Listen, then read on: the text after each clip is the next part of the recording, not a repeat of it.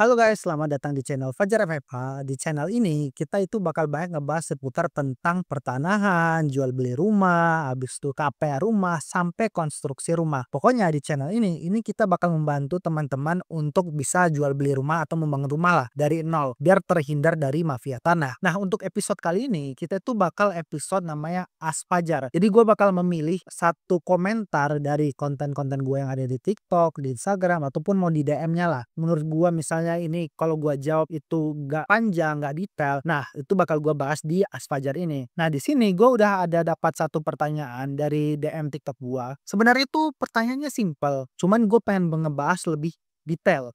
Karena ini nanti bakal banyak lagi nih nyambungnya kemana aja. Dia nanya kayak gini, dari 3 akun. Mas mau tanya, kalau kita sudah booking rumah subsidi tapi nggak jadi ambil, uangnya bisa balik gak ya? Uangnya cuma 1 juta sih, belum ada tanda tangan juga. Itu bookingnya ditanganin salesnya. Nah gini, masalah duit booking itu misalnya kita nggak jadi ambil rumahnya, itu balik lagi tergantung kebijakan perumahannya masing-masing.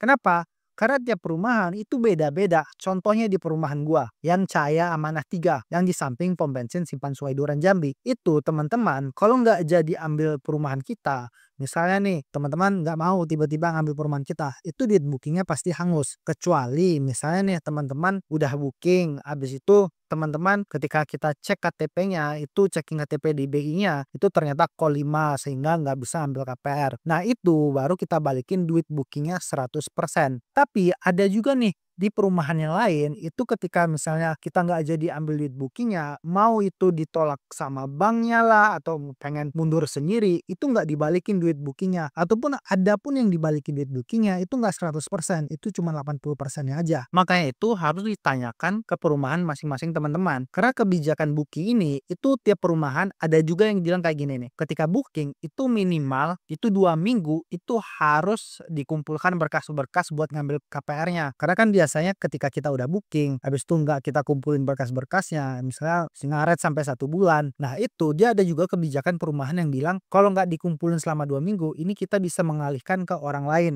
walaupun kita sudah booking. Maka itu coba tanya nih, kalau di perumahan gua gini, untuk masalah booking dan DP ya, karena DP ini juga kayak gini, ketika teman-teman ngambil perumahan, pertama gua tuh pasti bilang ke konsumen, gua tanya dulu, ini pengen ngambil rumahnya yang di mana? Misalnya dia udah cocok nih, aku pengen blok yang ini bang. Nah habis itu gue bilang ini, untuk abang jangan langsung di booking ya bang, kita cek dulu nih KTP-nya. Nah nanti kita cek dulu nih kira-kira bisa nggak nih di BI checking-nya, lolos nggak, bersih nggak. Nah misalnya lolos, baru gue saranin nih ke abangnya nih, bang ya udah nih, ini KTP-nya bisa nih untuk ambil KPR di bank. Beda booking aja 1 juta dulu. Ketika sudah booking 1 juta, itu barulah nih dikumpulin berkasnya minimal 2 minggu. Nah ketika sudah 2 minggu, nah itu baru kita ajuin ke bank. Waktu di bank, kalau di perumahan kita itu pembayaran DP itu baru waktu mau akad aja. Jadi ketika udah kumpul berkas, wawancara, sudah tahu nih hasilnya nih. Ternyata hasilnya oh bisa ngambil KPR nih, lolos buat wawancaranya. Barulah kita DP. DP-nya itu juga kalau di kita itu cuma 3.100.000 tuh untuk perumahan yang sebelumnya. Jadi total untuk booking, untuk DP itu cuma 4.100.000. Nah, itu kan enak banget. Tapi ketika teman-teman itu pengen ngambil rumah ya, ini tips buat ngambil rumah juga ya. Kadang kan ada juga iklan-iklan yang bilang gini, cukup DP 500.000 sudah dapat rumah. Karena kan biasa itu taktik strategi marketing lah. Mungkin karena perumahannya itu di dalam, makanya itu dia bilang ya udahlah 500.000 nanti kita berkas urus masing-masing. Cuman teman-teman harus tanya nih, oke nih aku DP 500.000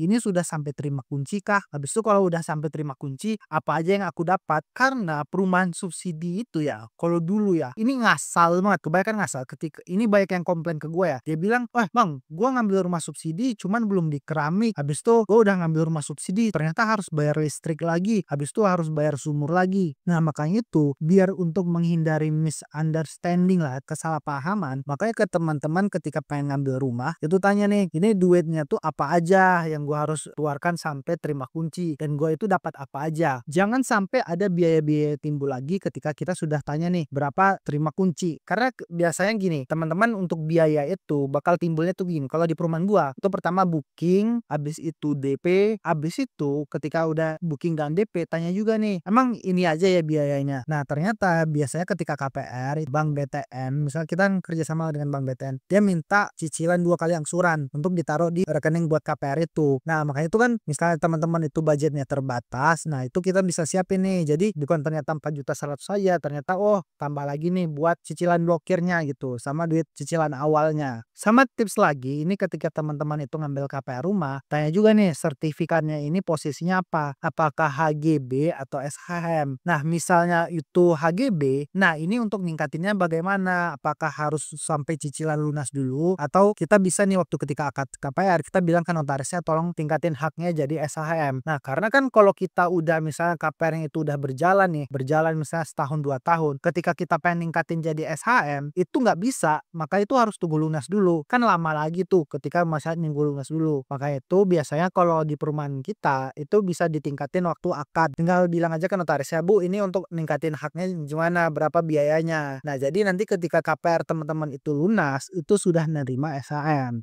Oke, sekian itu jawaban untuk Kak Dika Agung. Nah, buat teman-teman yang pengen gue jawab juga pertanyaan secara detail dan lebih melebar juga buat wawasan teman-teman itu makin luas, teman-teman bisa komen ya di seluruh konten-konten gue atau di DM-DM akun-akun Instagram gue atau TikTok gue ya. Semoga bermanfaat guys. See you di next video.